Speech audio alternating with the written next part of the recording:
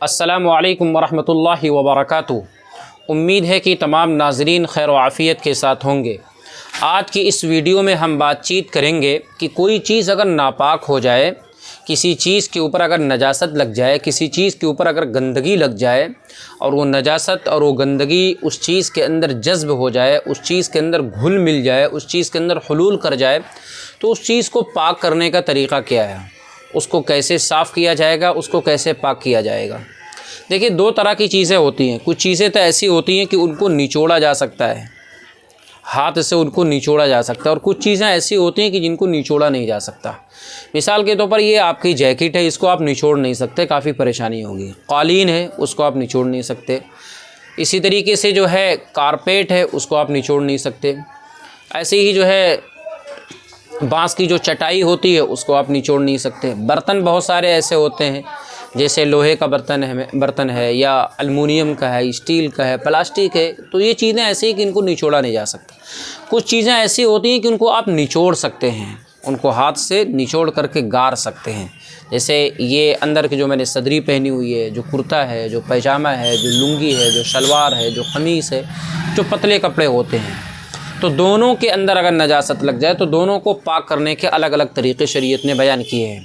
मिसाल के तौर पर वो कपड़ा जिसके अंदर नजासत अंदर तक जज्ब हो जाए और उसको निचोड़ा जा सकता हो आसानी के साथ, तो उसको पाक करने का तरीक़ा ये, मिसाल के तौर पर मेरा ये कुर्ता है, इस कुर्ते के अंदर किसी ने, बच्चे ने पेशाब कर दिया, बिल्ली ने पेशाब कर दिया, कुत्ते ने पेशाब कर दिया, कोई भी नापाकी लग गई और अंदर तक जज्ब हो गई है, तो सबसे पहले तो उस नापाकी को दूर किया जाएगा, उसको ख़त्म किया जाएगा। उसके बाद उसको 3 मरतबा धोया जाएगा और हर मरतबा उसको निचोड़ा जाएगा, और तीसरी मरतबा बड़ी ताकत के साथ, पूरी ताकत का इस्तेमाल किया जाएगा निचोड़ने में।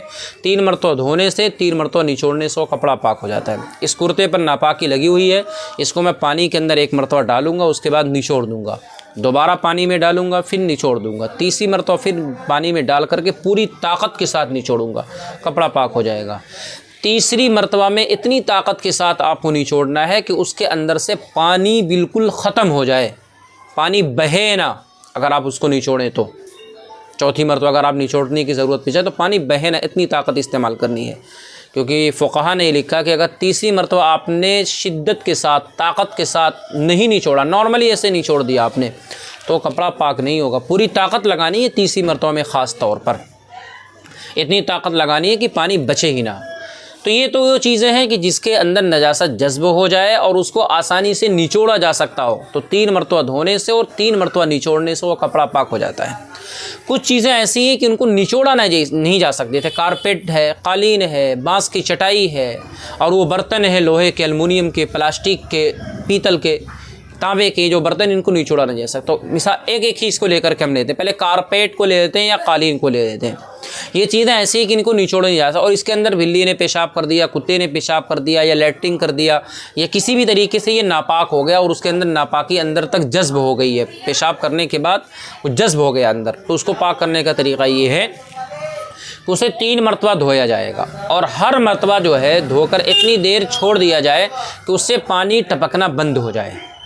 सुखाना ज़रूरी नहीं कि मुकम्मल तौर पर सुखाएं फिर दूसरी मरतबा, बस पानी टपकना बंद हो जाए। मिसाल के तौर पर आपने 1 मरतबा उसको पानी मारा, पानी जो है बाल्टी से आपने उसके ऊपर डाला या पाइप से आपने उसको डाला, डालने के बाद आपने उसको लटका दिया रस्सी के ऊपर, 5 मिनट 10 मिनट आपने उसको लटका के रखा और उसका पानी टपकना बंद हो गया। फिर आपने दोबारा उस पर पानी डाला, फिर आपने लटका दिया, पानी टपकना बंद हो जाए। फिर आपने तीसरी मरतबा उस पर पानी डाला, फिर आपने रस्सी पर उसको लटका दिया। तो 3 मरतबा पानी डालने से वो कालीन या इसी तरीके से वो कारपेट या ऐसी ही वो फ़र्श पाक हो जाता है। अब फ़र्श को तो लटका नहीं सकते, तो उसको तरीका है कि 1 मरतबा पानी डाल दिया जाए, उसके बाद वाइपर मार दिया जाए, या सुखाने वाली कोई मशीन है, हवा के ज़रिए से उसको सुखा दिया जाए, दोबारा फिर पानी डाला जाए, फिर वाइपर मारा जाए, तीसरी मरतबा फिर पानी डाला जाए, फिर फ़र्श के ऊपर जो है वाइपर मार दिया जाए, तो फ़र्श पाक हो जाएगा। ऐसे ही कालीन और कारपेट भी पाक हो जाए। खुलासा ये कि वो चीज़ जिसको निचोड़ा ना जा सके, उसको पाक करने का तरीका ये कि 3 मरतबा उसको पानी डाला जाए और इतनी देर छोड़ दिया जाए हर मरतबा कि उससे पानी टपकना बंद हो जाए। पूरी तरह सूखना ज़रूरी नहीं है, 3 मरतबा ऐसा करने से वो फ़र्श है, वो कालीन है, वो कारपेट है, पाक हो जाएगा। सुखाने की ज़रूरत नहीं है। ये तो कारपेट और कालीन का मसला हो गया। चटाई है, चटाई अगर बांस की बनी हुई है तो उसके ऊपर से भी 3 मरतबा पानी बहाइए और नजासत को साफ़ करने से चटाई पाक हो जाए, क्योंकि चटाई को आप निचोड़ नहीं सकते, ठीक है। क्योंकि और बांस की चटाई ऐसी होती है कि नजासत अंदर तक जा भी नहीं जा सकती।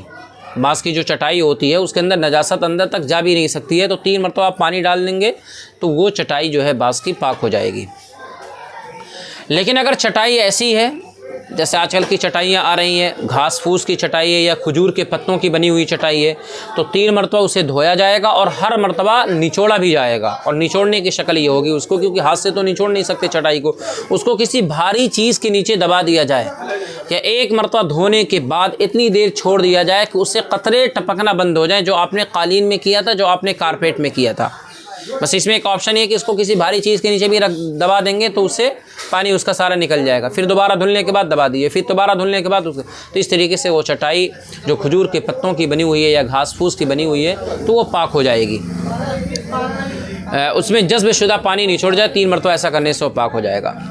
ऐसी बर्तन का मसला है, जो बर्तन ऐसी चीज़ का बना हुआ हो जिसमें नजासत जज्ब नहीं होती है, मिसाल के तौर पर लोहा है, अलमुनियम है, स्टील है, प्लास्टिक वगैरह, अगर वो नापाक हो जाते हैं तो 3 मरतबा या इतनी मरतबा जिसमें नजासत पूरे तौर पर ख़त्म हो जाए, आपका गुमान नहीं हो कि नजासत ख़त्म हो गई है, 2 मरतबा में 3 मरतबा में लगातार धोने से पाक हो जाएगा। बशर्ते कि नजासत का जो रंग है, उसका जो कलर है वो दिखे ना, उसके अंदर जो महक है वो नज़र ना आए, बू बाकी ना रहे, तो पाक हो जाता है।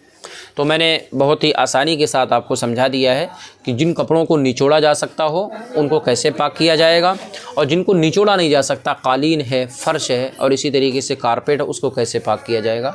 वीडियो अगर आपको पसंद आई तो लाइक करें, शेयर करें, और अगली वीडियो किस टॉपिक से रिलेटेड आप चाहते हो कमेंट्स में ज़रूर बताएं।